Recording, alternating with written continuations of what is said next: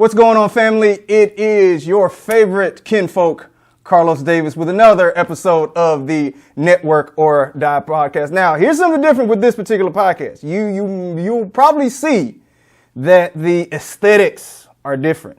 Well, they are, because we're actually coming to you from New York City. Yeah, you didn't think we could get around like that. Yes, we are in New York City, and we have the honor, the privilege, and the blessing to interview Miss Selena Hill with the Black Enterprise magazine. How you doing, Selena? I'm so happy to be here. So we're here at Black Enterprise headquarters in Midtown Manhattan. It's super happy. We're happy to have you here, Carlos, because you were the host at our Forward conference back in Charlotte, and you did such a phenomenal job. Thank you so we much. got to keep this relationship going. I agree. So we talk about networking. So, this is the Network or Die podcast. And so a little bit about, I'm not going to steal the thunder, because I know for me, I would mess this all the way up. So let everybody know not just what you do for Black Enterprise, but what you do as a whole in the world of journalism. Sure. So I'm the digital editor here at Black Enterprise. So I write a lot of stories. I edit a lot of stories. Also do videos, a lot of video interviews if you go to our site, and involved with a lot of events because, Black Enterprise does at least 4 to 5 large-scale events across the country every year. Mm-hmm. So we do a lot of that. And outside of that, I also have a podcast, a radio show. It's called Let Your Voice Be Heard, and we shoot it in Harlem at WHCR 90.3 FM. But if you aren't in that frequency, you can listen on Spotify, iTunes, anywhere that you get your podcasts. I do that as well. So, to us in our community, Black Enterprise is a staple. Mm-hmm. My first question is, how did you get this job? Because, you could think about, well, I could go work for this TV station or this magazine, this publication, but you got the opportunity to work for a historic publication in Black Enterprise. How did that come about? Well, as your show is called, Network or Die. So in 2016, I was looking for a new opportunity after working for a startup media company for 3 years. And someone that I met via networking, and it happened almost organically. It was back in maybe 2010 or 2011 when I was fresh out of college. I met this young lady named Lisa Frazier, and we kept in contact. We were both, she wasn't working at Black Enterprise either. She was working at another publication, so was I. We always kept in contact. We always saw each other on Twitter. Right. Lo and behold, I started, in the job search. And eventually she tweeted me and she was just like, Black Enterprise, we're looking for a freelance researcher. Are you interested? And I was like, yes, I'm actually looking for new opportunities as we speak. So at that time, I was interviewing with a lot of publications. I think I had went on maybe about 25 interviews. Mm-hmm. And then once I, came in for Black Enterprise, I just felt like, this is where I want to be. This is where I'm supposed to be. So I started there in, I think it was April 1st, 2016. Wow. So being in media, being a journalist so far, what has been the story? What has been, because, every whether you're with ESPN, ABC, it doesn't matter. Somebody has that story, that signature story. What has that been for you so far? So I think it has to be the story about Jay-Z and Roger Goodell when they had that historic partnership. The NFL came together with Roc Nation. Wow. And there was... So you were in that room? I was in the room. There was maybe about... What was that like? I don't mean to cut you off, but what was... to be in that room with, with everything that has been going on with Kaepernick and... So what was that? Take us through the feeling of not just what you were going through, but kind of the mood of what was going on in that room. Yeah. So this was in the heart of that controversy, right? We're still having that controversy. This was in August 2019. And I remember as I was walking to Roc Nation, the headquarters, I just saw all of this security. And I was just like, whoa, either the Obamas are in town or Jay-Z and Beyonce must be here. So we walk in and there was so much heavy security, the closer you got, I'm thinking, okay, maybe Jay-Z is actually here. Mm-hmm. Because I did not know they didn't give any details about this event. They invited maybe about a dozen select journalists in the room. So I was there with like Charlamagne the God, Right. Craig Melvin from MSNBC, Angie Martinez, etc. And so, we get there. They had us in this room. They fed us breakfast. And then they were like, okay, now we're going to go upstairs. And I'm like, okay, I have no idea what to expect. Sure. So we literally walk into Jay-Z's boardroom. And he's just like, come on in. And I was just like, bro, like, what? Like it was a lot of people there. Yeah. Roger Goodell was there. And they were just like very relaxed, very, no high pretense or anything. So we come into the room. He's like, take a seat. And I'm just like, what? So they told us no photos, no video. Sure. So we had to turn that off. But he was there, and it was just open dialogue. There was a presentation about what this partnership was going to be. Mm-hmm. So we watched it. And then Jay-Z just opened up the room. And he literally took questions for almost an hour from us journalists. And I remember Charlamagne kicked it off. He just addressed the elephant in the room as soon as we got started. He said, are you going to give Cap a job? What's up with that? And he kept pushing that issue Sure. throughout the entire meeting Sure. to Roger Goodell and Jay-Z. And I remember even at one point, Jay-Z said something along the lines of, I don't have all the answers. Like, I'm here. Challenge me. Like, I'm open to being challenged. Sure. I'm not always right. So I felt very comfortable. I remember at one point, I think I was on maybe my second or third question. And I think the moderator was, like, okay, I got to get to everyone. But I remember Jay-Z was like, no, let them talk. And he was like, you can take a seat and just let them talk. And let's just have an open dialogue. Like, he was so open to the point where even with someone who was managing the conversation, Right. he was just like, no, just free fall. Just free. So my first question, how did you get the opportunity? Because you said it was only a select few of you all. What do you feel was your key to getting that interview? I was like, God, I don't know how you did this one. I was like, thank you, Lord Jesus. Yeah. Okay, but I do think just like practically speaking, so I think the folks at Roc Nation, they actually had contacted me via my podcast maybe 6 to 8 months before that. And, I don't remember the interaction. It wasn't anything like serious, but I do remember getting that email, right? Right. Lo and behold, 6 to 7, 8 months later, I just received another email. I think it was from the same person inviting me to just cover the event. Right. And I do think that being very visible, like not only am I very visible on social media, Instagram in particular, and LinkedIn, Mm-hmm. but I'm very visible in industry spaces. Sure. Like I go to as many events as I can. I talk to as many people as I can, and I'm And it's constantly not just networking. journalist event. It's not just your lane. No, I will go to like, music-based events. I'll go to political events. I'll go to anything that I can because, to your point, networking, like your network really determines your net worth. And for me, I've always been like a people person. Mm-hmm. I've always been on the scene, and I like interacting and meeting people. Sure. I feel like that's what can lead you to some of the best stories.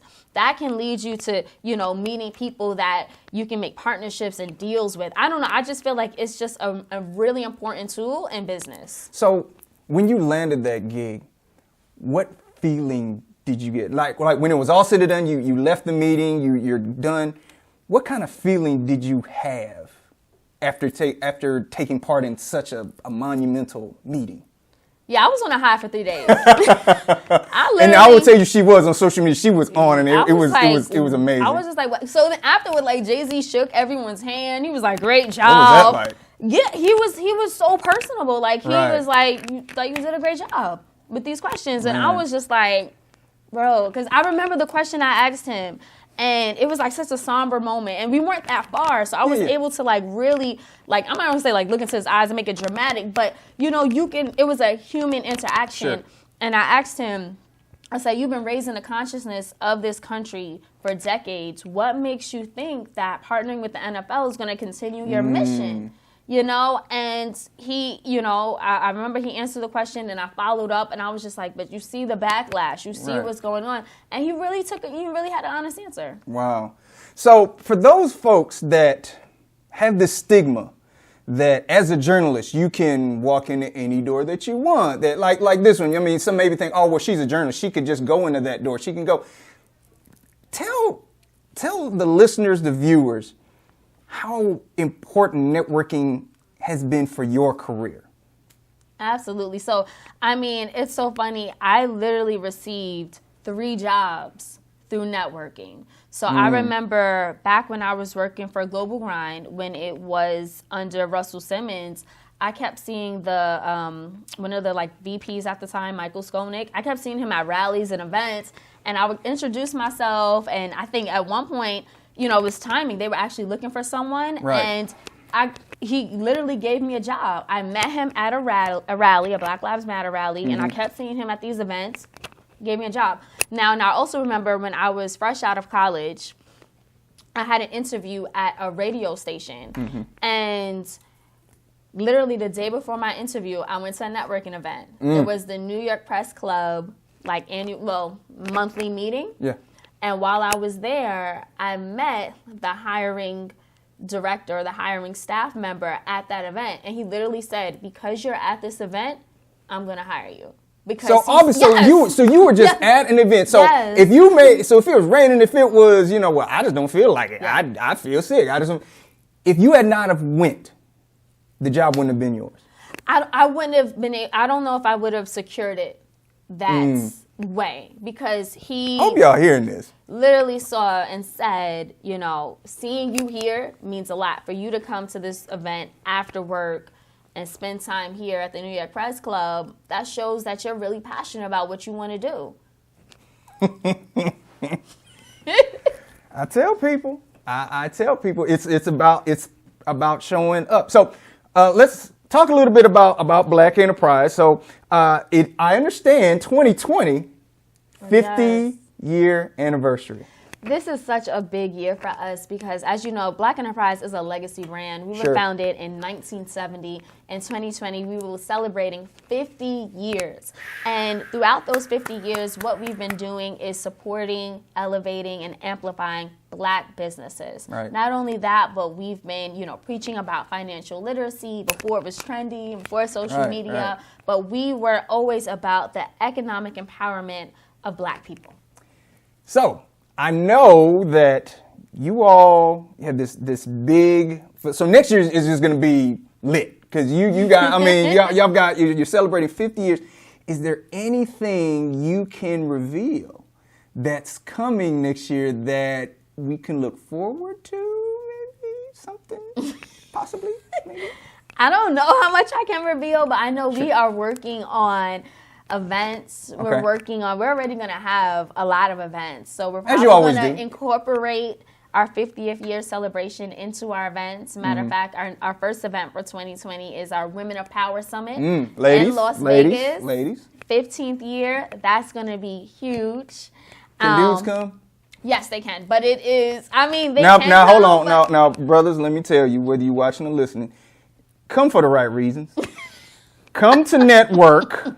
Not in that way, but come to network for female collaboration. Because I will tell you, from a business standpoint, some of the best entrepreneurs, some of the best collaborators are with women. And I will tell you, in the partnerships I've had with some of the ladies here at Black Enterprise, they have really opened my eyes up to, and even my mind up to certain things and some ways of working that I wasn't already looking at. So if you want to go to that event, come correct. Don't be going there for the wrong reasons. Go over there for the right reasons. Okay, just wanted to make sure because, you know, some folks may be trying to go for the wrong reasons. Everyone has an agenda. It's fine. Now I get it. So, yeah, that event is going to be great. And I know for a fact that we will definitely be highlighting our 50th year celebration throughout the whole year. So you're going to see a lot on social media. If you come to our events, you're going to see that there as well. So I guess people just need to just stay tuned to social media, to the website, just basically all of that. Yes, because you don't want to tell nothing. I don't know what I can really say. I know. I get it. It's okay. It's okay. I get it. But be a good time. But we'll definitely be on the lookout for that. And because I'll tell you, if you haven't been to any Black Enterprise event, you are really missing out. I don't care where it is in the country. Like we had the Black Enterprise Forward Summit in Charlotte last year. That was amazing. Of course, we had Black Men Excel in Miami. Go. The events are not only great, but also the networking is phenomenal. I can't tell you how many partnerships I've created with Nationwide and State Farm and a lot of different other companies that were just in attendance. And it wasn't just sponsors, it's just people that are just there from different parts of the country. So I highly recommend, if you see something that's doing it, especially with it being 50 years, because it's gonna be bigger and better. And I will tell you, a Black Enterprise event is not a slouch event. It is an amazing event. So, Selena, yes. I have to ask you this question. So, for those of you, if this is your first, second, third, doesn't matter what time you have listened or watched this podcast, we always ask this question. First question, Selena, how can I, Stand and Deliver, our listeners, our watchers, be of service to you? Well, I would say off the cuff, follow me at Miss Selena Hill. That is MS, misspelled with an MS, Selena Hill. No, because people get it twisted and like MISS. No. Mm-hmm. So I would say just follow me there, and you guys could definitely support me there. I do a number of events. If you are in the area, you'll see me posting there if you want to come out and support. Also, my podcast. Not only do we do this podcast every Sunday, not only can you guys listen, but we also have a Patreon account. So we're on patreon.com/BeHeardRadio. Okay. And it's those monetary donations that actually get us to support, gives us the support that we need to support the issues and the causes that people care about. And just a little bit about the podcast. We focus on social justice, politics, and empowerment for our people in all marginalized communities. And is this link on your social media? Yes, it is. So people can donate. Mm-hmm. So again, family, one of the things we always talk about dealing with networking is the service aspect of it.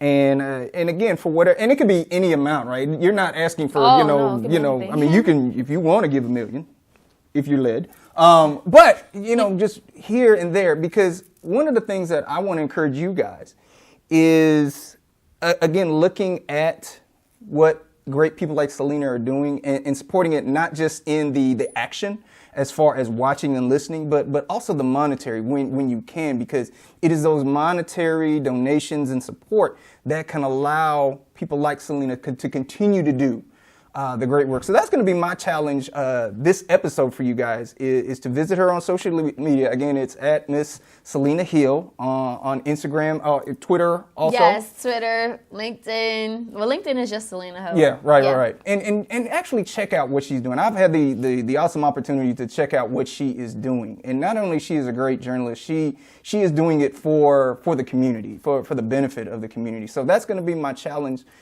to you all. So the final question, as we do, how can you, or how would you like to service us? Yeah, so I think the best way for me to service is, I always say this, using my skills and God-given gifts to amplify the voices that aren't heard enough, right? Whether it's on my podcast or it's on the stories that I'm writing. That's something that I am deeply passionate about as a storyteller, making sure that especially us in our community, we are, we're just here and we're supporting one another. So I think that has not only been a service, but that's my life mission. Right. Well, Selena, it is my honor that you took time out of your business, because I know you've got stories to write and you've got all this other stuff. So thank you and the rest of the Black Enterprise family for allowing us to be on location for the Network or Die podcast. Absolutely. Thank you so much always for supporting us and what we're trying to do. And of course, we'll continue to do that. Remember, family, we've got all of the, Black Enterprise celebrates 50 years in 2020. Keep an eye out on @Black Enterprise on all social media platforms. Check out their website with everything they're doing. And of course, follow this and support this amazing young lady and what she is doing. And look, she's nominated for awards. She has a birthday coming up. So I do. She has a birthday coming up. Depending on when you watch it. It may have been passed when you watch it. But Selena, thank you so much for sharing your time with us. But family, next time, as always, if there's anything I can do to assist and serve you, please don't hesitate to reach out to me. I'm not that hard to find. Until the next episode of the Network or Die podcast, it is your favorite play cousin, your favorite family member, Carlos Davis @Mr. Resource Mogul. We'll see you at the top.